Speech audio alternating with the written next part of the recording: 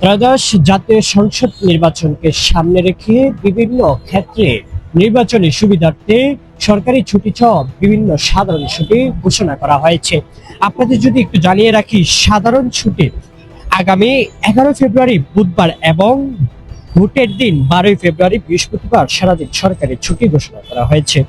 শিল্প এলাকার শ্রমিক ও কর্মচারীদের জন্য 10 ফেব্রুয়ারি মঙ্গলবার থেকে সাধারণ ছুটি ঘোষণা করা হয়েছে।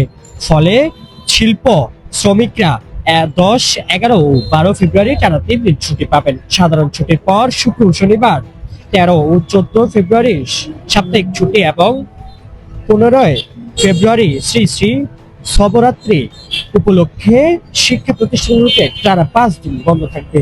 তবে সরকারি ছুটিগুলো মিলিয়ে নির্বাচনী ছুটি এবং সাধারণ ছুটি মিলিয়ে সাপ্তাহিক ছুটি মিলিয়ে মোট 5 দিন ঘোষণা করা হয়েছে। 11 জানুয়ারি থেকে 15 জানুয়ারি পর্যন্ত বিভিন্ন দিক থেকেই কিন্তু বন্ধের একটি লং বন্ধের ঘোষণা দেওয়া হয়েছে, লম্বা একটি বন্ধের। তবে সর্বশেষ যেটুকু জানানোর চেষ্টা করেছি, মোহাম্মদ সিয়াম হোসেন প্রীতম, কুমিল্লা।